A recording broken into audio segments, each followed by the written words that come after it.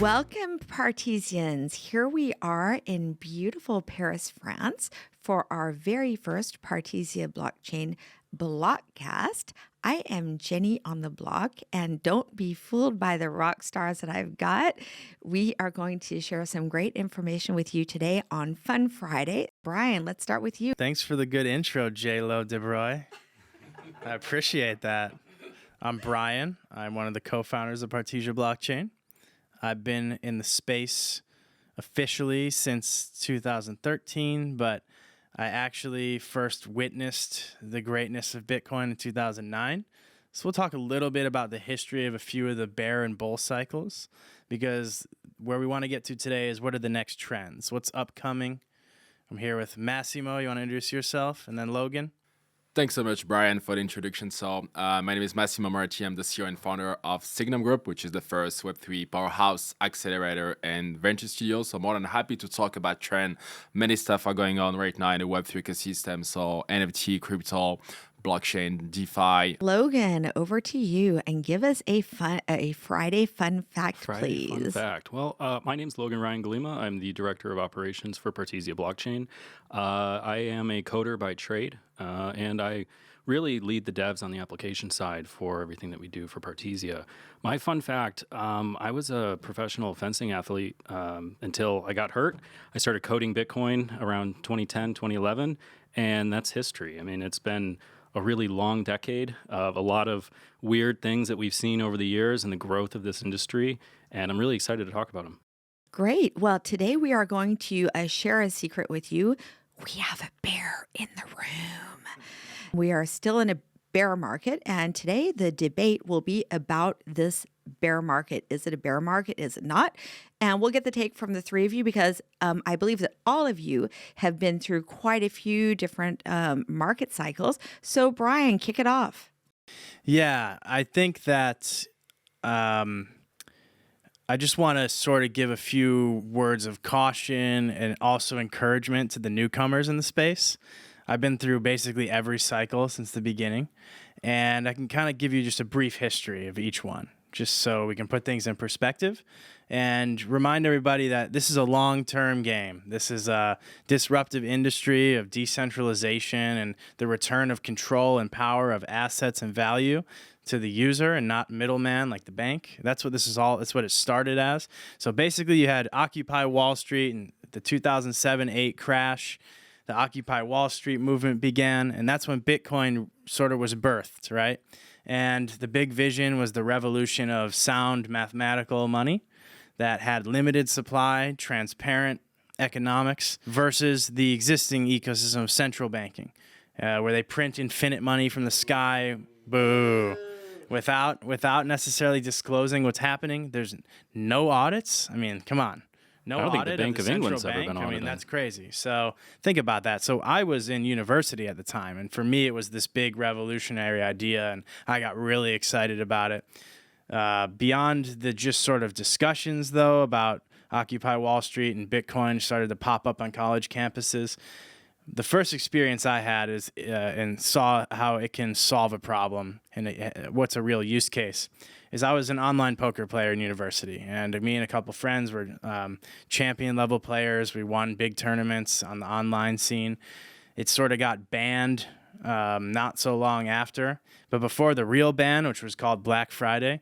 In about 2009, there was a 2-week period where I just won a huge tournament for a 6-figure sum, which was so much money when I was only 19 years old. And I went to cash out, and the payment processors went offline. They were taken down, and there were forums that people were sort of living on back then. And there was these exchanges. You could transfer your money from player account to player account. And they were saying, I'll give you 80 cents on the dollar if you transfer me your player account, but I'll pay you in Bitcoin. So what's Bitcoin? I Google, right? So you read the white paper, and then that was the revolutionary idea of it's decentralized money. There's no bank that can stop it. You can transfer it peer-to-peer cash. What is your vision about Bitcoin? Because it is let's say, a store of value right now. It is like a payments method. So there is like a lot of debates regarding like why Bitcoin is so useful today for everybody in the world. Because think about it, less than 10% of the entire population didn't own any kind of cryptocurrency, right? So what is your vision of Bitcoin, and what's next for cryptocurrencies, stablecoin, CBDC, etc.? Yeah, so back at that time, the whole idea was, look, you can't stop us from conducting commerce peer-to-peer. And if you fast forward from 2009 all the way to just last year, there was a situation where protesters in Canada were parking their trucks outside the government buildings to protest different restrictions on the flow of trucking without vaccines. If you didn't have a vaccine as a driver, you couldn't participate. And the truckers are the ones moving the economy. And there were protesters who started sending money to support the truckers. The government froze the bank accounts of the people who protested and helped these truckers. Can't believe it. And so the vision of Bitcoin all the way back to 2009 was to make sure that that system of control had competition. And so you saw that all the way 12 years later, the use case came to fruition where people started sending Bitcoin to the truckers because they froze their bank accounts. So they at least had a backup option, right? So we can see how that original vision of, hey, this is too much control in the power of these banks. We need a non-banking, decentralized, peer-to-peer solution. And so we saw it actually play out in real life. And the scary thing is, back in 2009, it was kind of like, conspiracy theory, the bank is fine, the government wouldn't do that. But we're seeing crazy things actually happen. More and more. And so, and it will only get worse. Yeah, so, I mean, we can talk in a bit about the vision, but I think just in general, we've seen validation of the original vision. So that was the original vision, and here we are. Things don't play out exactly the way the original white paper talked. It was supposed to be about peer-to-peer cash, go buy your coffee. Yeah. That's not what it came out. It's more a store of value, larger transactions. It's not an everyday use currency, but it's a store of value. It's a safe way to hold your own assets and not have third-party control. Yeah. Logan, what do you think? Like, Bitcoin, we're like close to 60K, and now we're close to 20K. So ebbs and flows. But Brian's saying that, okay, this is a store of value, but is it the reality? Like, okay, I'm putting like 60K, and like few days after, I have 20K. Is it already a store of value? What is your point of view on that? You have to separate Bitcoin from the speculative market and the technology, right? With the technology, we sparked a revolution in how people build together and decide to build for the betterment of humanity. As a developer myself, I really consider Bitcoin as this ultimate source of truth. No matter what you put into it, it's going to stay there. Whether you put your money in it, it might stay there. But you can put data, you can put even data from other chains inside of it to kind of cross-pollinate where those are. So when you say, buy Bitcoin, it's because you believe in this decentralization, this peer-to-peer mechanism that Brian's talking about. But you have to understand that there is a global market of speculation around any asset or commodity that you have to ensure that what you're investing into is not more than you can afford to lose on any given day. Logan, just as somebody who doesn't quite know as much as you say that you can store data on Bitcoin. Share a use case with us, because that to me is kind of confusing. Yeah. So something that really came about in the early days of Bitcoin was understanding that this technology is open source. It's forkable, which means you can take the code and build it and do something yourself. And that's how we got these altcoins, Litecoin, Peercoin, Namecoin, Feathercoin in the early days. And a lot of the data from those chains actually relied on using Bitcoin as an anchor, using Bitcoin as kind of also a peg to their speculative market as well. So in the early days, there were these secondary markets that allowed you to hedge your bet against the rise and fall of Bitcoin on the day. And that's how we got this global marketplace of startups who wanted to not have to go through the rigmarole of everything you need to do to, quote unquote, go public or have this sort of tradable asset that related to your company or your protocol or your application. And it's all based on what Bitcoin was. There's different mechanisms of approach to how you can build a protocol or a smart contract, which we can get into in a later date. But if we see the history of the last 12 years, everybody involved, everybody that I've met, really wants to see humanity thrive. And it comes to a point where anything that we do should be anchored ultimately into humanity's time chain, which is Bitcoin. Back to the store value thing. So, I'm a developer, said. everybody. Thank you so much. Well said, Logan. Very, yeah, very I mean, said. and just in summary, you can, it's not just about sending money to a friend. On blockchains, you can send other pieces of data, and they save on the permanent blockchain. So you could put the deed to your house on the blockchain. You could upload it, finalize a transaction, and now on this public blockchain forever, the deed to your house can be registered. So there's a million different directions you can go, and that's how we got to today, where there's all these new protocols, other blockchains that specialize in doing things like that at a much more scalable way. Bitcoin is honed in on just the fact that it's money. It's supply, fixed supply economics. And in terms of Massimo's question, what if you buy at 60K and then it's 20? Yeah. Store of value is a long-term thing. Okay. If you look at, there is a number that I'm not going to quote here today, but you should Google this. If you search, I think it's maybe, let's call it a year and a half, 2 years, anyone who's bought any type of Bitcoin within a 2-year window has never lost value if they've held the Bitcoin. Yeah, you're saying that, Brian, but look, like so many people are saying, okay, but I would like to buy Bitcoin, but this is not gold because gold is quite stable. So you're telling today that's okay, Bitcoin will maybe go again to 50, 60K. But imagine you tried to travel countries with that gold. Any amount of value of gold over, 10,000, you're going to get frisked. You go through an airport with 10,000 in cash, you're gonna get in trouble. So the idea that we've created a borderless economy with Bitcoin, I think, is how you can store that value over time, like Brian said. Yeah, so I mean, look, it's a long-term hold. You're not supposed to buy one day and get rich the next day. That's not reality.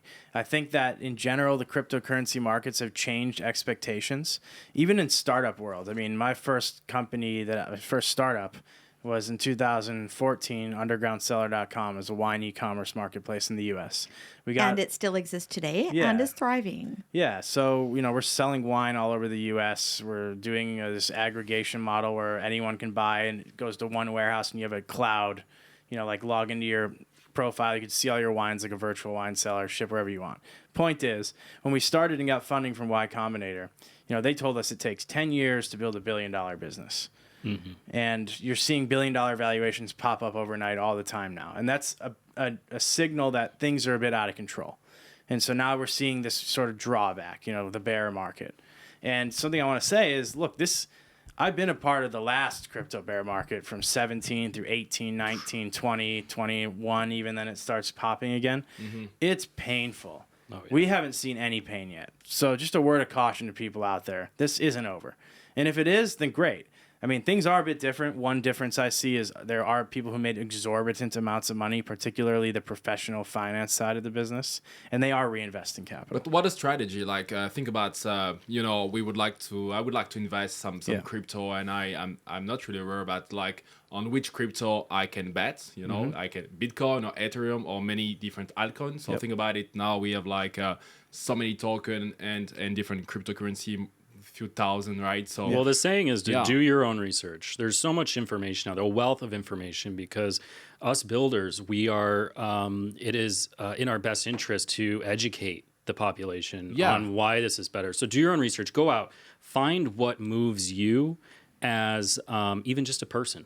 Yeah, right? but it's easy to say that, guys. Come on, like. there are more than 20,000 tokens, right? I can say a bit of value here, which is, first things first, one of the coolest things about the crypto economy is community. Mm-hmm. Join the actual community. If there's tons of people in there who are diehard about it, chatting strategy and ideas all day, that's a community that's probably going to do well. Maybe the idea and vision of the actual project is flawed, and that's the problem. Yeah. But from some, like when ICOs popped up in 2017. I started joining the Slack channels of like Stratus Coin, for example. And I was like mind blown seeing thousands of people in there cheering it on all day, but not just there being, hyping. It was about like, let's talk about the protocol. Like, why is this a better strategy? Why is this an innovation over other things? Mm-hmm. And so join a community and actually get involved before you deploy capital. Not financial advice, but another thing, I remember CTO of Coinbase, Fred Ursum, he did an awesome blog on dollar cost averaging. Mm-hmm. Don't put all your money in on one day.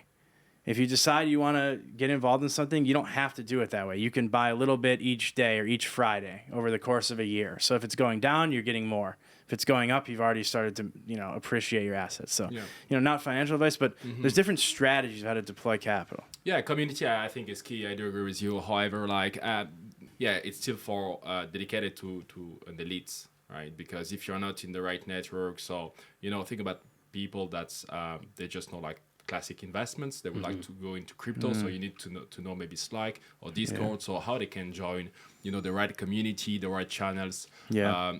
This is not easy for, I think, the population in general. Maybe the seniors, for example. Well, you don't know what you don't know, right? I think that as we kind of age as an industry and mature as a community, we're going to find more maybe curriculums I know there's college courses that you can go and get a master's program in blockchain or whatever, but I think that it starts earlier. So there are books out there that are kind of targeted towards the younger generation, be it for Bitcoin or, illustrative books that explain to you why this is a better system and bridge into that gap. Yeah, but I mean, and as a project creator, it's an opportunity because there is such an underserved portion of the population that hasn't been exposed to the benefits of cryptocurrency yet. And so just one use case I've personally worked on and still continue to work on is data exchanges, and that's a more formal term for earn marketplaces. Mm-hmm. So, and actually the Coinbase CEO, Brian Armstrong, tweeted once that mining was the initial use case that attracted users to the blockchain. Right. Come mine Bitcoin. Yeah. Mm-hmm. Then traders. Mm-hmm. But the next billion people are going to earn cryptocurrency. Mm-hmm. Mm-hmm. So how? Learn to earn, play to earn. Yes, play to earn, share learn your data, to earn. Work to earn. And these are trendy terms that just popped up in the last year. But get away from the marketing gibberish and just think about, a use case I do, instars.com, it's a Web3 social marketplace. You can basically earn crypto uploading shopping receipts. And these are people in the Philippines and Brazil, and we're collecting receipts and giving them micro rewards in crypto. It couldn't have been done with the traditional economy. PayPal charges too big of fees, and you can't get an account if you're from the Philippines. So you're able to deliver value to people across any border now, instantly. Got it. And so these are opportunities for entrepreneurs because people need to earn crypto. And that's how they can. That's a new entry point. I got it. And Binance pays people to learn about blockchain. Yeah, that's you become fantastic. Blockchain developers. Binance will pay you to learn. They've got everything on their on Binance Academy. People pass tests on it, and then they earn crypto. Yeah, right. So guys from your that's true, Jenny. I do agree with that, and I think it's a great opportunity for people to learn and earn in the same time. Guys, from your perspective, so what are the main challenges for the mass adoption? Because I think again it's kind of still an elite, right? But, And we're in a bear market, so people who are no coiners are saying, it's not working anyway. Look, they're yeah, more you're gonna dubious have than they were doubters. before. And I guess to your question is, how do we grow as a community? Yeah, no, how we can make the user the mass experience. adoption. Yeah, User experience interface is maybe an rough. answer. Yeah. And we talk about this a lot. People don't necessarily want to write their private key down or copy paste it on a secure hard drive. It's super and hide it complicated. somewhere. It's Like very having this complicated. word and you forget the password. Even in the Web2 world, it's complicated. So in the There's Web2 around world, is 3.5 million Bitcoin that are just gone forever. You can imagine. because Oh, of this. Yeah. even my kids, they've lost their Bitcoin. yeah, Heaven forbid. UX UI is a big problem right now. This is a career. My career is in this industry, and even I find it a bit tedious to secure things. So, we need to design solutions. Instars makes it easy because it's a bit of a hybrid model. So it's creating an account is like creating a Facebook account. Yeah. So you see your public key, which is an account name, after you sign in. And you don't really notice that it's running on top of a blockchain. So we need to get to that point. And then how do you securely back up that person's key in a way that's still decentralized, teaching self-control of assets? It's difficult. And so whoever can come up with the best solution that makes it feel the same as creating an Instagram account, which takes 15 seconds, if you can get that done, then you're onto something. And that's a big opportunity. That's great. And Logan, what is your best advice for people who would like to join the crypto sphere and would like to start investing in the crypto space? Join, like Brian said, join the communities. Find something that moves you to where when you wake up, it's like that age-old saying, if you wake up and you enjoy your job, you're not working. So I wake up and I enjoy learning about new protocols as a developer, learning about new languages. When it comes to, like you said, investing, not financial advice, but really understand what you're getting yourself into.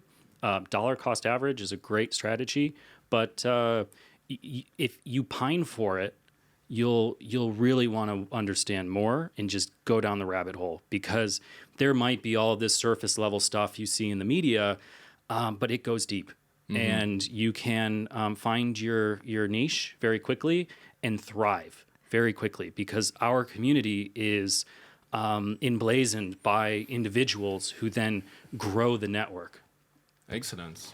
So great last words from Logan. And can we validate that we have reached consensus for our first podcast on the bear market? Confirmed on my end. Confirmed. Confirmed. Confirmed and finalization.